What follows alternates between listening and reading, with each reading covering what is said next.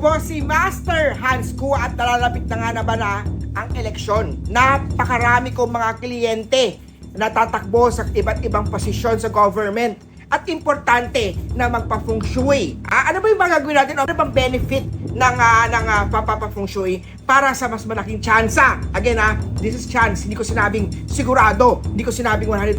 Wala naman pong guarantee. Wala naman pong promise. Again, this is a risk pa din po. Pero isa sa mga ingredients o sangkap para mas maging tagumpay tayo sa anumang larangan sa buhay natin ay kasama dyan ang feng shui. Siyempre, dapat po sa feng shui, dapat diskarte, galing, tiyaga, magiging mabait sa lahat ng tao, lalo pag tatakbo kang nasa politician ka, tatakbo ka po. At syempre, meron din kinalaman ng konti dyan na prayers, dagdagan ng sipag, tiyaga, determinasyon, dahil kayo pa rin po gumagawa ng swerte niyo po, dahil nasa inyong mga kamay, nasa lalay pa rin po ang inyong tagumpay. Ang topic natin yan, napaka-interesting.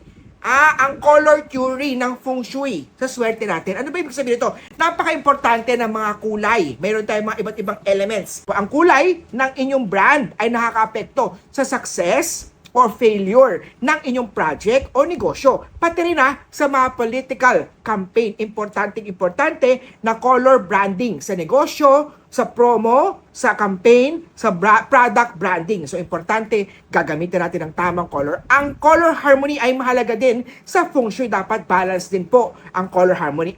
Sa feng shui kasi, ang complementary relationship ay based sa Chinese 5-element formula. Ito theory or formula.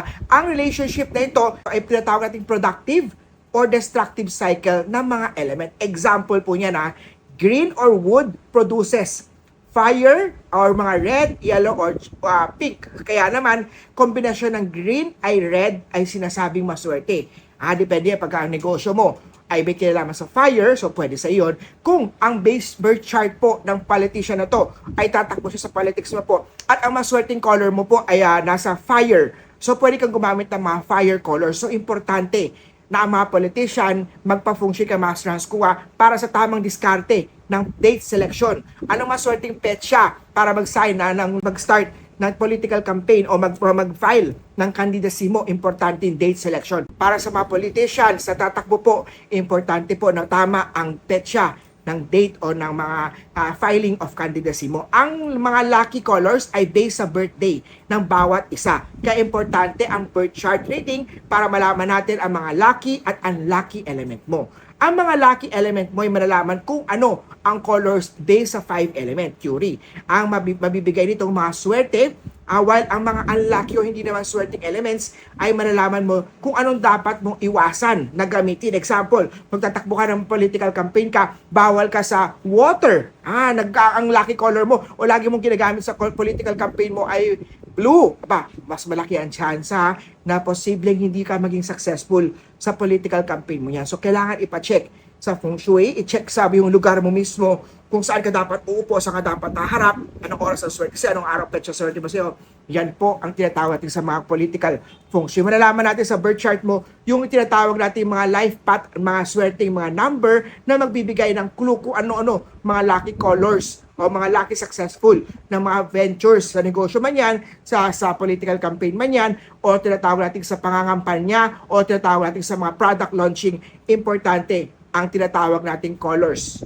Magpa-feng shui kay Master Hans Kua. Ang aking cellphone number po ay 0922-829-0382. Puntahan nyo po rin sa tindahan ko po. Cityland, Shaw Tower, Shaw Boulevard, tapat ng St. Francis Church, Mandaluyong City. Bukas po ang Cityland Shaw Tower, Mandaluyong Lucky Charm Store, Monday to Saturday, 11 umaga hanggang 5 p.m. po. Ang show ng opisina mo for political campaign mo. Kung may product launching ka, date selection, may mga campaign ka, date selection, yan ilang sa mga services ni Master Hans Kua. So, kita-kita tayo. Message po ako sa aking Instagram, Master Hans Kua, sa Threads, sa X or sa Twitter. Mag-subscribe din kayo sa aking YouTube account, Master Hans Kua. Like, share, comment, at kita-kita tayo sa next video po ni Master Hans Kua, ang inyong pambansang feng shui expert. Have a great day. See you soon.